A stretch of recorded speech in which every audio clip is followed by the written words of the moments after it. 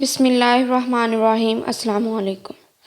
आज जो हमारा केमिस्ट्री क्लास 9 बुक का जो टॉपिक है वो है इक्विलिब्रियम। आज हम लोग चैप्टर 6 स्टार्ट करने जा रहे हैं, जिसमें हम लोग देखेंगे रिवर्सिबल रिएक्शन, इरिवर्सिबल रिएक्शन इनमें, और इनमें कब केमिकल इक्विलिब्रियम इस्टेब्लिश होता है। इनमें हीट का इफेक्ट देखेंगे हाइड्रेटेड कंपाउंड्स में, फिर एडिशन ऑफ वाटर देखेंगे एनहाइड्रेट सब्सटेंस में। फिर हम लोग देखेंगे ये जो इक्विलिब्रियम है क्लोज सिस्टम में कैसे अचीव करती है, जब फॉरवर्ड और जो रिवर्स रिएक्शन इक्वल होते हैं। तो सबसे पहले हम पहला टॉपिक स्टार्ट करते हैं। सबसे पहला टॉपिक ये है रिवर्सिबल एंड इरिवर्सिबल चेंजेस या रिएक्शंस। ये सेकंड या थर्ड चैप्टर में हम लोगों ने देखा था कि इरिवर्सिबल चेंजेस, इरिवर्सिबल रिएक्शंस क्या होते हैं। तो वो रिएक्शन जो मतलब एक ही रिएक्टेंस प्रोडक्ट में चेंज हो जाए, लेकिन प्रोडक्ट्स दोबारा रिएक्टेंस में चेंज ना हो, मतलब जो हमारे पास प्रोडक्ट है वो फाइनल प्रोडक्ट आ जाए, दोबारा ये ना हो चांस हो कि वो दोबारा रिएक्टेंस में चेंज हो जाए, उससे कहते हैं इरिवर्सिबल रिएक्शन। और जो रिवर्सिबल होता है वो ये होता है कि जैसा रिएक्टेंट प्रोडक्ट्स में चेंज हो गए हैं और प्रोडक्ट्स दोबारा रिएक्टेंट्स में चेंज हो जाए उसी कंडीशन पे, तो वो कहते हैं रिवर्सिबल। और इरिवर्सिबल में सिंगल एरो से शो करते हैं और रिवर्सिबल में डबल एरो से शो करते हैं। तो ये था रिवर्सिबल। अब हम लोग करते हैं reading. In a chemical reaction the reactants react to give the products. Chemical reaction में जब रिएक्टेंट रिएक्ट करते हैं तो हमें प्रोडक्ट देते हैं। The reaction will continue until all the reactants और one of the reactants is converted into product. जो ये रिएक्शन तब तक कंटिन्यू रहता है जब तक सारे रिएक्टेंट्स या इनमें से कोई एक रिएक्टेंट सारा प्रोडक्ट में कन्वर्ट ना हो जाए। For example the following reaction take place immediately in an aqua solution to give the products. तो ये एक्वा सोल्यूशन में हम लोग जब इनका रिएक्ट करवाते हैं तो ये फ़ौरन हमें प्रोडक्ट दे देते हैं। तो ये इससे क्वेश्चन आप बहुत ज़्यादा फेमिलियर होंगे। ये हम लोग ने आयोनिक कंपाउंड्स वगैरह में पढ़ी थी, लास्ट चैप्टर में भी हम लोगों ने देखा था, अभी भी देख रहे हैं कि sodium chloride plus silver nitrate give us silver chloride plus sodium nitrate. तो इसमें जो सिल्वर क्लोराइड के प्रेसिपिटेट हैं वो नीचे बैठ जाएंगे, तो इनके जो आयन एक्सचेंज होगा ना, डबल डिस्प्लेसमेंट रिएक्शन है ये। तो यहाँ पे जो सिल्वर इधर पॉजिटिव है, यहाँ पे क्लोराइड जो है नेगेटिव है, तो ये सिल्वर क्लोराइड आ जाएगा। यहाँ पे सोडियम पॉजिटिव और नाइट्रेट नेगेटिव है तो सोडियम नाइट्रेट आ जाएगा। The reaction goes to completion. अब ये जो रिएक्शन है ये कम्प्लीशन की तरफ चला गया है। And if the stoichiometric amounts of the reactants are used then no reactant species are present at the end of reaction. अगर स्टाइकोमेट्रिक अमाउंट यूज़ की जाए रिएक्टेंट्स की तो फिर जो है रिएक्टेंट स्पीशीज का कोई भी नहीं रहेगा पीछे, सारे के सारे खत्म हो जाएंगे। सच reaction is called irreversible reaction, it moves in the forward direction only. तो इन रिएक्शन क्या बोलते हैं, इरिवर्सिबल रिएक्शन। तो ये इसकी डायरेक्शन क्या होती है, सिर्फ फॉरवर्ड होती है, फॉरवर्ड जाता है बस। तो यहाँ से लाइन है, if the stoichiometric amounts of reactants are used then no reactant species are present at the end of reaction, such reaction is called irreversible reaction. और फिर ये बता देना है फॉरवर्ड रिएक्शन होता है, और ये साथ एग्जांपल दे देनी है। और ये अक्सर शॉर्ट क्वेश्चन में पूछा जाता है इरिवर्सिबल रिएक्शन और रिवर्सिबल रिएक्शन में क्या डिफरेंस है। तो यहाँ से आपने पहले रिवर्सिबल की डिफाइन लिख देनी है और फिर ये एग्जांपल लिख देनी है, फिर आगे रिवर्सिबल की लिखेंगे।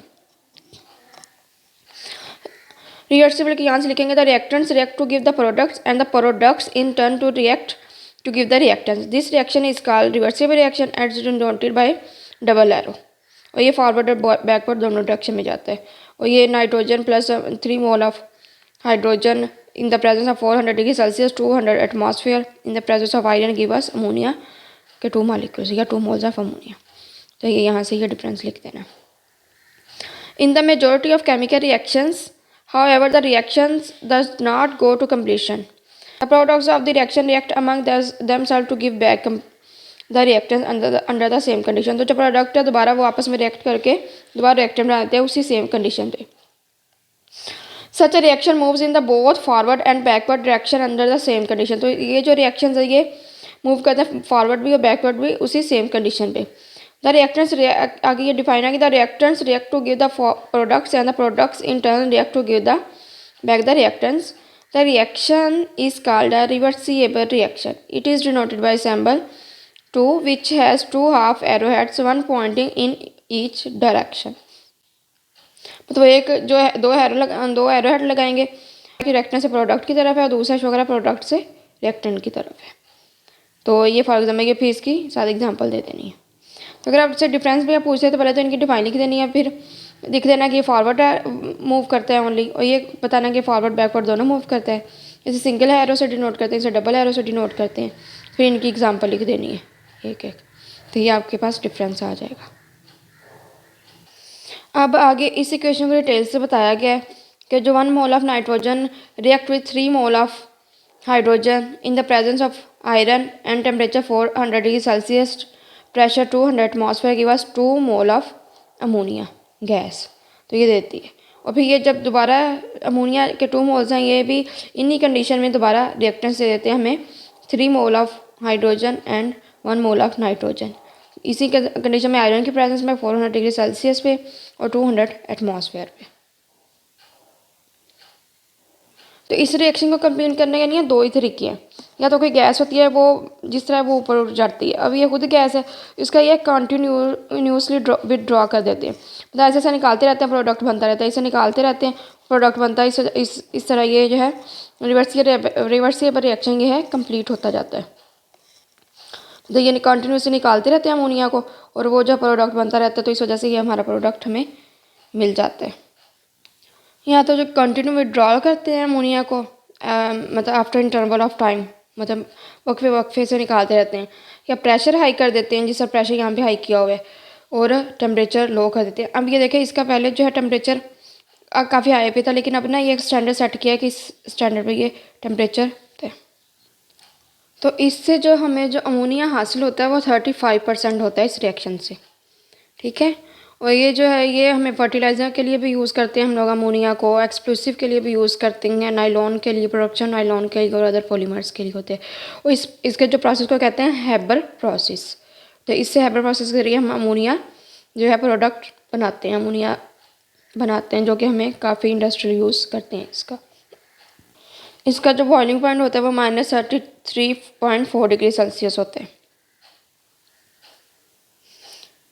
और इसमें जो नाइट्रोजन होती है वो 83% होती है। लास्ट जब हम लोगों ने एक देखा था कि नाइट्रोजन की कितनी परसेंटेज होती है केमिकल इक्वेशन और केमिकल इक्विलिब्रियम वाले स्टाइकोमेट्रिक चैप्टर में, तो हम लोगों ने देखा था नाइट्रोजन की MCQ था, तो उसमें देखा थी नाइट्रोजन की परसेंटेज, तो वो अमोनिया में 83% थी। अब हम लोग कर लेते हैं reading. In this reaction 1 mole of nitrogen gas reacts with 3 moles of hydrogen gas. तो नाइट्रोजन गैस का 1 मोल, हाइड्रोजन गैस का 3 mole under the given reaction condition in a closed container to give the 2 moles of ammonia gas. तो close container में जो condition हमें दी हुई है कि 400 डिग्री सेल्सियस टेम्परेचर है, 200 एटमॉस्फेयर और आयरन की प्रेजेंस में क्या देता है 2 moles of ammonia gas. After its formation the ammonia gas decompose to give the reactant backs. तो अमोनिया जो है डिकम्पोज हो जाती है दोबारा रिएक्टेंट्स में, दोबारा वापस चली जाती है रिएक्टेंट्स में। The reaction never goes to completion. तो रिएक्शन जो है ये कंप्लीट ही नहीं होता। At any time all the 3 species are simultaneously present the reaction mixture. तो ये जो है ये किसी भी टाइम में ये जो रिएक्शन मिक्सचर में ये तीनों स्पीशीज प्रेजेंट होती हैं। तो ये मैंने आपको पहले बता दिया। तो फिर कैसे हम लोग ये रिएक्शन कंप्लीट करवाते हैं, कंटिन्यूली विड्रॉ करते हैं अमोनिया को the interval of time, temperature जो है वो लो कर देते हैं और प्रेशर हाई कर देते हैं, तो इससे जो है मैक्सिमम यील्ड हमें मिल जाती है अमोनिया की, इससे हैबर प्रोसेस के ज़रिए जो अमोनिया बनाते हैं जिस प्रोसेस से उसे बोलते हैं हैबर प्रोसेस। और आगे reversible reaction however goes to completion if either one of the products is withdrawn from the reaction mixture or being a gas. तो ये रिवर्सिबल रिएक्शन तब भी कंप्लीट होता है जब इसमें से रिएक्शन मिक्सचर में से जो प्रोडक्ट है वो निकाल दें, और या gas being it escapes into the atmosphere, तो या ये एटमॉस्फेयर में चली जाए। For example calcium carbonate is decompose by heating at a particular temperature. तो जो कैल्शियम कार्बोनेट है ये डिकम्पोज हो जाती है हीटिंग से एट अ पर्टिकुलर टेम्परेचर पे। तो ये कैल्शियम कार्बोनेट किस में डिकम्पोज हुई है, कैल्शियम ऑक्साइड में और कार्बन डाइऑक्साइड। अब हमें फर्ज करें कैल्शियम ऑक्साइड चाहिए, तो हम कंटेनर को ओपन कर देंगे, तो जो कार्बन डाइऑक्साइड है वो एस्केप कर जाएगी और हमारे पास ये जो कैल्शियम ऑक्साइड पीछे बच जाएगी। तो if the above reaction is carried out in the open container the carbon dioxide will escape into the atmosphere as soon as it is formed and the reaction is forced to go completion. मतलब अगर हम इसे open container में रहें तो जो carbon dioxide है वो एटमॉस्फेयर में एस्केप कर जाएगी, निकल जाएगी, तो जितनी जल्दी हो सके ये बन के, और फिर बाद में जो है हमारा कैल्शियम ऑक्साइड बनता रहता है और जिसकी वजह से ये फोर्सफुली फिर हमारा रिएक्शन कंप्लीट हो जाता है। If on the other hand अगर यही रिएक्शन अगर क्लोज कंटेनर में लें, perform in a close container, the carbon dioxide will react with calcium oxide to give back the reactants. तो अगर ये क्लोज कंटेनर में है तो ये फिर कार्बन डाइऑक्साइड दोबारा कैल्शियम ऑक्साइड के साथ मिलती है, दोबारा कैल्शियम कार्बोनेट बना देती है, रिएक्टेंट्स बना देती है। आगे है लाइक का केमिकल चेंजेस फिजिकल चेंजेस में आल्सो भी रिवर्सिबल इन नेचर, मतलब केमिकल चेंजेस की तरह अब ये सारे दोनों रिएक्शन से केमिकल चेंजेस के लिहाज से अब फिजिकल चेंजेस भी रिवर्सिबल हो जाती हैं। तो फिजिकल चेंज में क्या आता है, उनके कलर्स आ जाते हैं, उनके मेल्टिंग बॉइलिंग पॉइंट वगैरह आ जाते हैं, और भी डिफरेंट चीज़ें अपीयरेंस आ जाती है। तो ये सारा क्या है, ये फिजिकल चेंजेस है। तो chemical changes like chemical changes physical changes में आल्सो भी reversible in nature, physical changes भी रिवर्सिबल इन नेचर है। तो अगर फिजिकल चेंजेस का पूछा, अगर लॉन्ग क्वेश्चन में आ गया तो ये आपने सारी लिख देनी है। अगर केमिकल चेंजेस का पूछा रिवर्सिबल रिएक्शन में तो यहाँ तक लिख देना है। अगर दोनों का पूछा तो फिर सारा डिटेल से लिखना है, विद एग्जांपल विद इक्वेशन सारा कुछ बताना है आप लोगों ने। आगे copper sulphate pentahydrate, copper sulphate penta का मतलब 5, हाइड्रेट का मतलब water. Copper sulphate pentahydrate is an important salt, ये एक अहम सॉल्ट है, which is blue in colour, इसका कलर कौन सा होता है, ब्लू होता है। When this salt is heated strongly, जब इस साल्ट को स्ट्रॉन्गली हीट किया जाता है, its colour changes to white, तो ये वाइट, इसका जो ब्लू से वाइट कलर हो जाता है। This physical change involve the following equilibrium, तो इसका जो है ये एक फॉलोइंग ये वाला इक्विलिब्रियम है, जिसमें ये पेंटा कॉपर सल्फेट पेंटाहाइड्रेट से एनहाइड्रस कॉपर सल्फेट, मतलब हाइड्रेटेड कॉपर सल्फेट से एनहाइड्रस कॉपर सल्फेट में चेंज हो जाता है, मतलब ओनली कॉपर सल्फेट और plus 5 moles of water molecules दे देती है। तो पेंटाहाइड्रेट जो है कॉपर सल्फेट जो है वो चेंज हो जाती है एनहाइड्रस कॉपर सल्फेट में। इसमें देखें ये CuSO4.5H2, अब यहाँ पे ये डॉट है, अब यहाँ पे इसको हीट किया, हाइड्रेटेड कॉपर सल्फेट है, इसके अंदर वाटर के 5 वाटर के मॉलिक्यूल्स हैं। अब जब इसे हीट किया है तो वाटर के जो मॉलिक्यूल्स है इससे सेपरेट हो गया, अकेला कॉपर सल्फेट बचा है CuSO4 एनहाइड्रस कॉपर सल्फेट, मतलब इसके अंदर वाटर के मॉलिक्यूल्स नहीं है, ये मतलब ओनली ड्राई है, मतलब ड्राई करके ये एनहाइड्रस कॉपर सल्फेट बना दी, मतलब हीट देख, और वाटर के मॉलिक्यूल सेपरेट हो गए प्लस 5H2। अब यहाँ पे डॉट है हाइड्रेटेड में, मतलब इसके 5 मॉलिक्यूल वाटर के अटैच हैं साथ, और यहाँ पे प्लस है, मतलब हमें वाटर अलग हो गया और कॉपर सल्फेट अलग हो गया। हमें कौन सा कलर था, ब्लू कलर था। अब ये जब इसे हीट किया है, स्ट्रॉन्गली हीट किया है, तो इसका कलर कौन सा हो गया, वाइट हो गया, ब्लू से वाइट कलर चेंज हो गया है। वाटर के साथ इसका ब्लू कलर था और फिर यहाँ पे जो क्या हो गया, वाइट कलर हो गया इसका। When white anhydrous copper sulfate absorbs moisture from the atmosphere, it will turn blue again. अब ये जो white anhydrous copper sulfate है ये दोबारा जब एटमॉस्फेयर से मॉइस्चर एब्जॉर्ब कर लेगा तो ये दोबारा ब्लू कलर में चेंज हो जाएगा। तो ये मतलब अगर हीट करेंगे तो ये जब ये एनहाइड्रस कॉपर सल्फेट में चेंज हो जाएगा, और जब एनहाइड्रस कॉपर सल्फेट और टेम्परेचर पे आता है दोबारा एटमॉस्फेयर के मॉइस्चर के साथ रिएक्ट कर लेता है और दोबारा हमें हाइड्रेटेड कॉपर सल्फेट बनाता है जो कि ब्लू कलर ले लेता है अगेन। ये मैं दोबारा रिपीट कर देती हूँ कि जैसा ये हाइड्रेटेड कॉपर सल्फेट है, हीट के प्रेजेंस में एनहाइड्रस कॉपर सल्फेट में चेंज हो गया ब्लू कलर से वाइट कलर में हीट के प्रेजेंस में। अब जब हीट देना बंद कर दिए तो ये अब दोबारा नॉर्मल टेम्परेचर पे आ गए और एटमॉस्फेयर के साथ ये रिएक्ट करके, एटमॉस्फेयर के मॉइस्चर के साथ रिएक्ट करके दोबारा हमें हाइड्रेटेड कॉपर सल्फेट दे रहा है, वाइट से ब्लू कलर में चेंज हो रहा है। इसी तरह एक और एग्जाम्पल है इसकी, cobalt chloride hexahydrate, similar to this when cobalt chloride hexahydrate, अब हेक्सा का मतलब 6 है, हाइड्रेट मतलब 6 वाटर के molecules, COCl2.6H2O which is pink in colour, इसका कलर कौन सा, पिंक कलर है। Is heated it is converted to anhydrous is blue in colour. अब जो कोबाल्ट क्लोराइड हेक्साहाइड्रेट है इसका पिंक कलर होता है, हाइड्रेटेड कोबाल्ट क्लोराइड। जब इसे हीट कर देते हैं तो इसे एनहाइड्रस कोबाल्ट क्लोराइड बना देता है जिसका ब्लू कलर होता है, वाटर के मॉलिक्यूल जो है वो हमें सेपरेट कर देते हैं, मतलब यहाँ पे डॉट और यहाँ पे प्लस का साइन है। हीट देते हैं, जब हीट देना बंद कर देता है तो ये नॉर्मल टेम्परेचर पे आ जाता है। ये भी जब वाटर के एटमॉस्फेयर के मॉइस्चर के साथ रिएक्ट करेगा तो दोबारा ये अपना पिंक कलर दे देगा, हाइड्रेटेड फॉर्म में आ जाएगा। लेकिन इसमें थोड़ा सा एक स्टेप होता है वो हम लोग देखते हैं। In the reverse reaction the anhydrous cobalt chloride absorbs less moisture. तो रिवर्स रिएक्शन में जो है एनहाइड्रस जो कोबाल्ट क्लोराइड है वो लेस मॉइस्चर एब्जॉर्ब कर देते हैं। It is first converted into dihydrate, मतलब ये पहले डाईहाइड्रेट में चेंज करता है। यहाँ पे 2 आ जाएगा, डाई का मतलब 2 आ जाएगा जो कि पर्पल इन कलर होता है। उसका कलर कौन सा होता है, purple. This dihydrate then further absorb 4 more water molecules to become a hexahydrate which is a pink in colour. फिर ये फर्दर जो है डाईहाइड्रेट बनता है, फिर बाद में दोबारा 4 मॉलिक्यूल्स और लेता है तो हेक्साहाइड्रेट बनता है, फिर कलर आता है पिंक।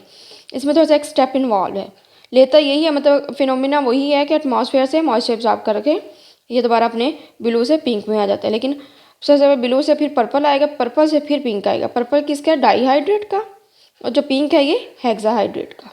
ब्लू किसका है? एनहाइड्रस का, कोबाल्ट क्लोराइड का।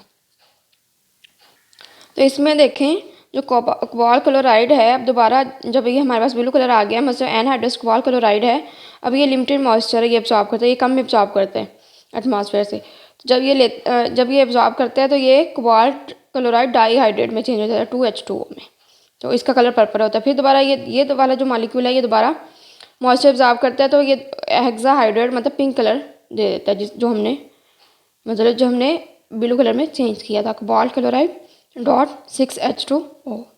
अब उन लोगों ने हमें छोटी सी एक्टिविटी की है जो पीछे भी हम लोगों ने पढ़ चुके हैं। Take a few grams of blue colour copper sulphate in a dry test tube. तो ब्लू कलर कॉपर सल्फेट लेना है, ड्राई टेस्ट ट्यूब में लेना है। फर्स्ट हीट इट जेंटली, इस पहले स्लो हीट करना है, फिर स्ट्रॉन्गली फॉर सम टाइम, फिर ज़्यादा हीट करना है कुछ देर के लिए। नोट डाउन द ऑब्जर्वेशन, वो यही होगा कि ये पहले वाइट में इसका कलर चेंज हो जाएगा, मतलब पेंटा से ये वो एनहाइड्रस में चेंज हो जाएगा, हाइड्रेटेड कॉपर सल्फेट से एनहाइड्रस कॉपर सल्फेट में, मतलब ब्लू से पिंक कलर दे देगा।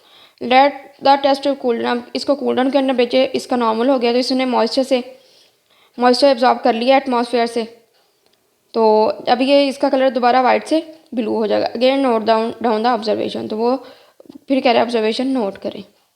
तो वो यही सारा कर रहा है कि जो इसको जो है हाइड्रेटेड कॉपर सल्फेट को टेस्ट ट्यूब में लिया, पहले इसे हीट किया नॉर्मल, फिर स्ट्रॉन्ग हीट कर दिया तो ये एनहाइड्रस कॉपर सल्फेट में चेंज हो गया और वाटर के 5 मॉलिक्यूल्स दे दिए, ठीक है। और जब इसको दोबारा इसको टेस्ट ट्यूब को कूल डाउन किया है तो इसने एटमॉस्फेयर से मॉइस्चर एब्जॉर्ब कर लिया है, और जो है इसका जो इसमें जो बना था ब्लू से वाइट बना था, और अब जो है मॉइस्चर एब्जॉर्ब करके ये वाइट से दोबारा ब्लू कलर हो गया, इसका जो हाइड्रेटेड कॉपर सल्फेट में चेंज हो गया। अब ये देखें कॉपर सल्फेट है, हाइड्रेटेड कॉपर सल्फेट है। अब इसको जो है जेंटली हीट किया, फिर स्ट्रॉन्गली ऐसे से इसका टेम्परेचर इंक्रीज़ कर दिया, और ये देखिए ब्लू से अब ये वाइट कलर में चेंज हो जाएगा। ये टेस्ट ट्यूब में लिया हुआ है कॉपर सल्फेट, अब ये देखें ऐसे से इसका कलर क्या हो रहा है? वाइट हो रहा है, एनहाइड्रस कॉपर सल्फेट में चेंज हो गया। अब देखें, अब इसको हम लोगों ने निकाल लिया है। अब इसमें दोबारा वाटर जो है वो ऐड करेंगे, तो ये देखें इसका दोबारा ब्लू कलर हो गया। तो ये था हमारे पास अब हाइड्रेटेड कॉपर सल्फेट दोबारा बन गया। अब इसमें देखें ये जो है कोबाल्ट क्लोराइड लिया है पिंक कलर का, अब इसे हीट किया है कोबाल्ट क्लोराइड को, तो ये ब्लू कलर में चेंज हो गया, मतलब हाइड्रेटेड कोबाल्ट क्लोराइड से एनहाइड्रस कोबाल्ट क्लोराइड में चेंज हो गया। और ये देखें ऐसे से ब्लू कलर हो रहा है।